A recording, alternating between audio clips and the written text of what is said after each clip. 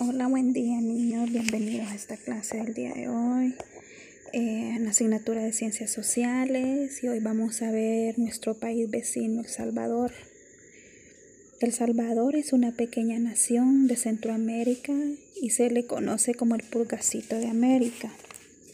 Su capital es el San Salvador, su idioma oficial es el español y su moneda es el dólar estadounidense. El Salvador cuenta con 14 departamentos, su fecha de independencia es el 15 de septiembre y sus símbolos patrios son el escudo nacional, la bandera, la flor de izote, el ave nacional torogoz y el árbol maquilichuá.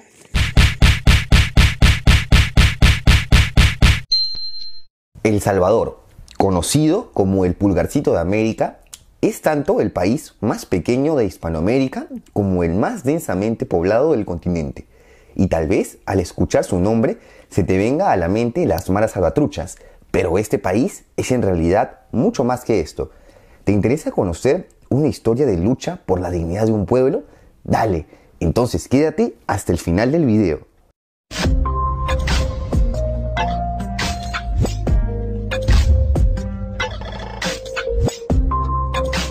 El territorio completo de El Salvador estuvo comprendido en la región cultural de Mesoamérica, cuya historia se divide en 3 periodos.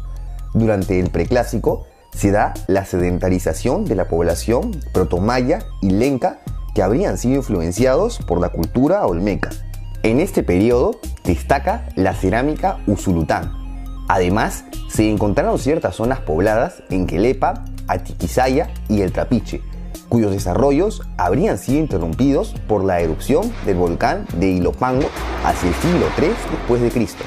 Durante el periodo clásico, las poblaciones comenzaron a establecer comercio.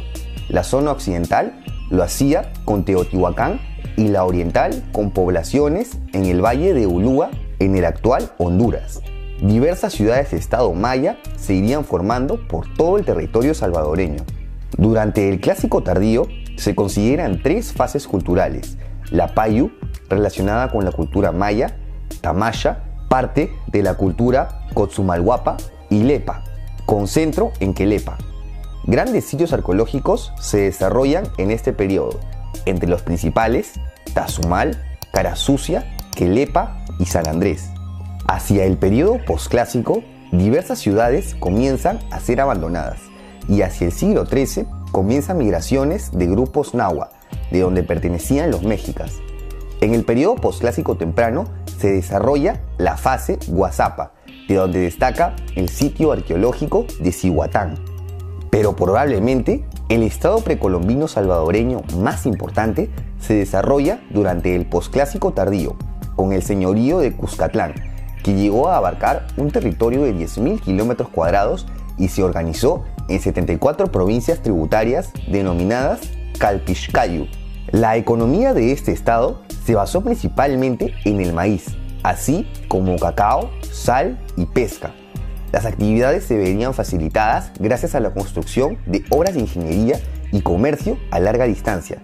Por otro lado, la sociedad estuvo organizada en nobleza, sacerdocio, plebeyos y esclavos, usualmente prisioneros de guerra. Hacia 1520, una terrible epidemia de viruela, iniciada en el actual México, mermaría la población en la mitad. Esto es el preludio de la conquista del territorio salvadoreño.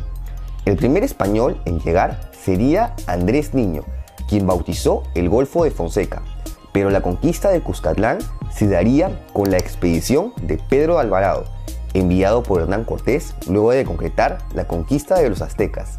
Durante esta conquista destaca la resistencia del hipotético personaje de Atlacal. En los años siguientes, los colonizadores fueron estableciendo diversos asentamientos como San Salvador en 1525, que sería la capital más antigua de Centroamérica. Hacia fines de la década de 1540, el actual El Salvador estaba dividido en las provincias de San Salvador y la alcaldía de Sonsonate, ambas parte de la Capitanía General de Guatemala, que a su vez formó parte del Virreinato de Nueva España. Este periodo de dominio español se ve más a detalle en este video. Grosso modo, El Salvador pasaría, al igual que el resto de territorios, por un periodo de mestizaje. La economía se basaba en el sistema de encomiendas y al carecer este territorio de mucho oro y plata, primó la explotación agrícola. Asimismo, El Salvador también fue víctima de 3 incursiones corsarias, la primera de ellas al mando del conocido Francis Drake. Hacia las últimas décadas del siglo XVIII, diversas rebeliones en la región comenzaban a estallar. La independencia de Estados Unidos, la Revolución Francesa y los progresivos aumentos de tributos desde las reformas borbónicas hasta la inversión bélica durante las guerras napoleónicas son las causas de las inminentes guerras de independencia en Hispanoamérica. En el caso de El Salvador, destacan el alzamiento del 5 de noviembre de 1811 en San Salvador, liderado por el sacerdote José Matías Delgado y Manuel José de Arce, y en enero de 1814, también en San Salvador, en donde la mayoría de líderes independentistas fueron arrestados. Incluso Santiago José Celis sería asesinado. En junio de 1821, Nueva España concreta su independencia, bajo el Imperio Mexicano de Agustín de Iturbide. En septiembre de 1821, los representantes de las provincias centroamericanas firman un acta de independencia, con lo que la Capitanía de Guatemala declara su independencia, optando por unirse al naciente Imperio Mexicano. Al derrocamiento de Iturbide en 1823 y la caída del efímero imperio, la Junta de Guatemala declaró la independencia, constituyendo las Provincias Unidas del Centro de América. La Alcaldía de Sonsonate e Intendencia de San Salvador se unifican en el Estado de El Salvador. Al año siguiente, el naciente país se convierte en la República Federal de Centroamérica, con el prócer independentista salvadoreño Manuel José de Arce como primer presidente. Arce se terminaría aliando con los conservadores, representados por las oligarquías y la Iglesia, lo que desataría la guerra civil en la que los liberales, encabezados por Francisco Morazán, logran derrotar a las tropas federales y derrocar a Arce, tomando el poder. Sin embargo, Morazán sería también derrocado en 1839, siendo acogido en El Salvador como jefe supremo. Lógicamente, los conservadores lo expulsarían ante la amenaza que vuelva a levantarse, y ante esta inestabilidad, las provincias de Centroamérica comienzan a declarar su independencia. En el caso de El Salvador, la proclama el 2 de febrero de 1841.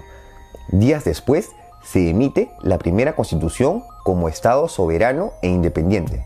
Las primeras décadas de El Salvador independiente se caracterizaron por una fuerte inestabilidad por la rivalidad entre liberales que buscaban la liberalización del comercio, el secularismo y la Unión Centroamericana, y los conservadores, que buscaban mantener muchas de las instituciones coloniales. Ambas facciones estaban organizadas en torno a liderazgos caudillistas. Los liberales salvadoreños tenían figuras como Gerardo Barrios, mientras los conservadores contaban con Francisco Malespín y Francisco Dueñas.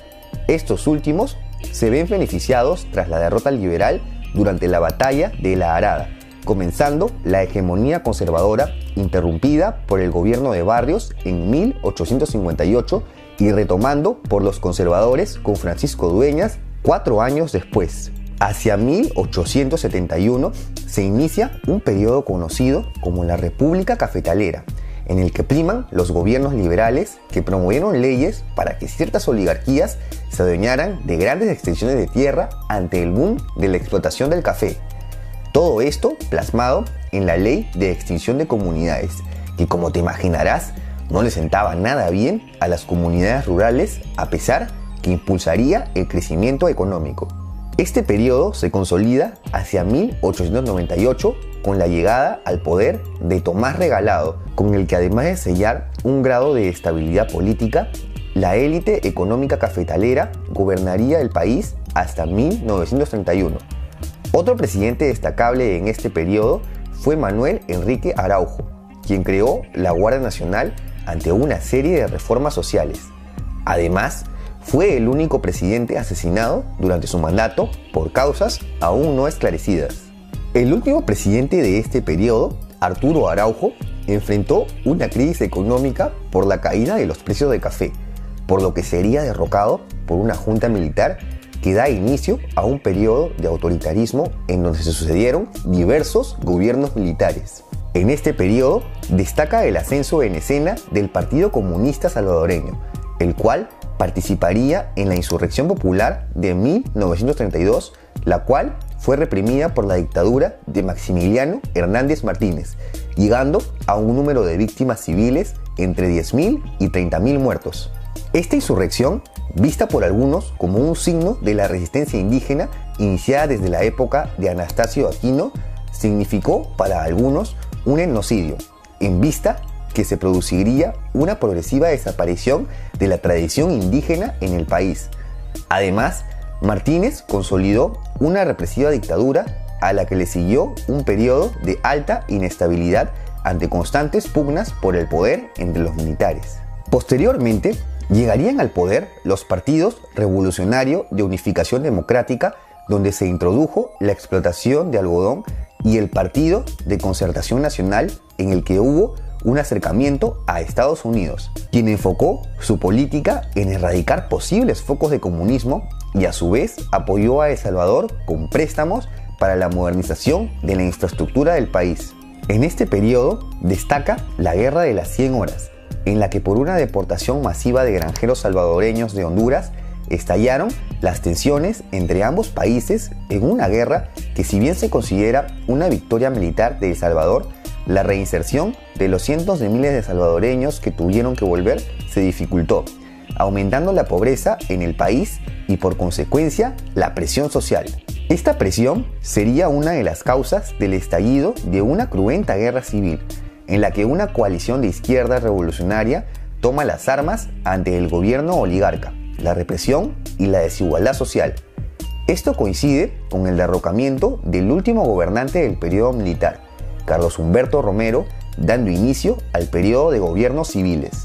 Durante esta guerra, considerada como parte de la Guerra Fría, que significó la muerte de unas 75.000 personas y 1 millón de desplazados, destaca el asesinato del arzobispo Óscar Arnulfo Romero, quien se convirtió en un símbolo de la lucha por los derechos humanos en El Salvador.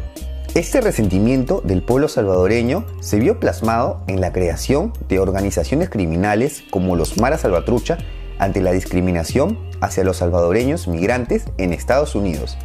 Luego de terribles episodios como la masacre de El Mozote, finalmente se consigue la paz en los acuerdos de paz de Chapultepec y con la disolución del FMLN. Aunque por un lado, esta guerra trajo terribles consecuencias sociales que han dejado una huella de resentimiento del pueblo salvadoreño, por otro, el país logró consolidar la democracia y políticamente se ha mantenido estable desde entonces. En las últimas décadas se logró consolidar la demarcación fronteriza con Honduras, ocurrieron algunos desastres naturales como sismos que afectaron al país y hacia el 2009 entra en escena el primer gobierno de izquierda con Mauricio Funes del FMLN. Lamentablemente, el país aún no ha alcanzado la estabilidad social y los niveles de criminalidad han llegado a retar al mismo gobierno.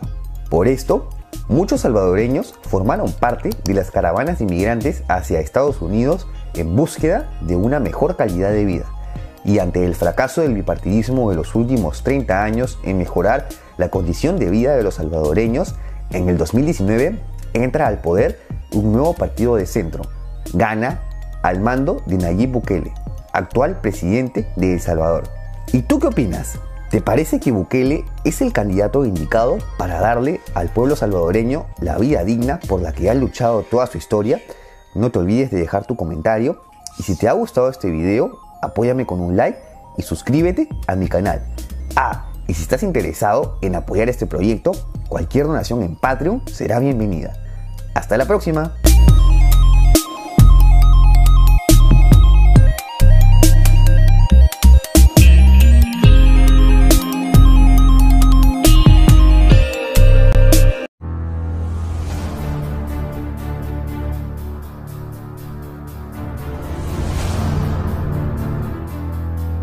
Bienvenidos a este nuevo video.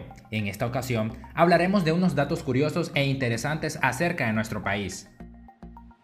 El Salvador cuenta con 14 departamentos y está formado por 3 zonas. Zona occidental, que incluye Aguachapán, Sonsonate y Santa Ana.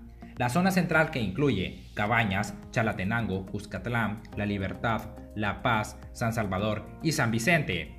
Y la zona oriental, que está compuesta por Morazán, San Miguel, Usulután y La Unión. Su moneda oficial es el dólar desde el 2001. ¿Sabías que tiene un lago artificial? Hablamos del lago Suchitlán, que fue formado de manera artificial, producto de una presa creada en el año 1973, llamada Presa del Cerrón Grande. El famoso volcán Izalco, que estuvo emanando lava durante años, se apagó justo un día después que el Hotel Cerro Verde hiciera su inauguración. Finalmente cerró sus puertas al turismo en 1997 por pérdidas económicas y porque un terremoto destruyó gran parte de sus instalaciones. Tiene un mirador privilegiado que da al volcán. El lago de Coatepeque tiene agua de color azul intenso, pero en ciertos momentos llega una especie de algas que lo convierten de color turquesa, como si fuera el agua del Caribe.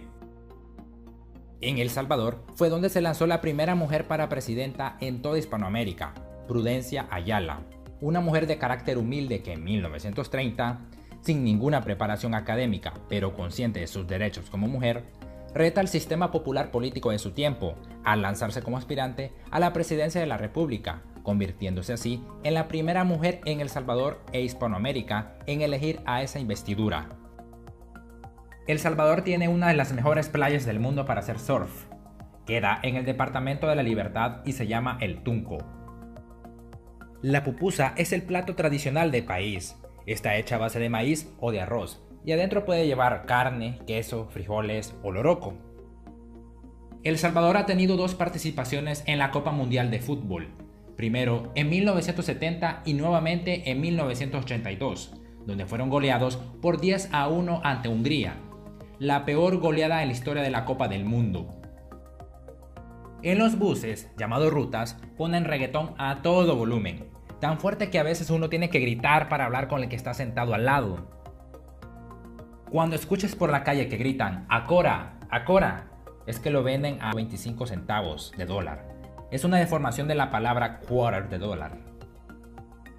En El Salvador está la Joya de Serén, declarada la Pompeya de las Américas.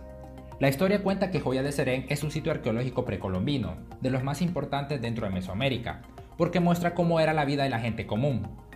Fue habitado por un pueblo agrícola, y después abandonado en el año 250 por causa de la erupción de un volcán. En el año 1993, la Joya de Serén fue declarada Patrimonio de la Humanidad por la UNESCO. San Salvador es la ciudad capital más antigua de Centroamérica. Fue fundada el 18 de junio de 1524 por el conquistador Pedro de Alvarado. La guerra civil, que duró desde 1980 hasta 1992, dejó más de 75.000 muertos. Hoy en día viajar por El Salvador es más seguro que durante esos años. Y así llegamos al final de este video. No olvides suscribirte y activar notificaciones para estar pendientes. Así que hasta la próxima.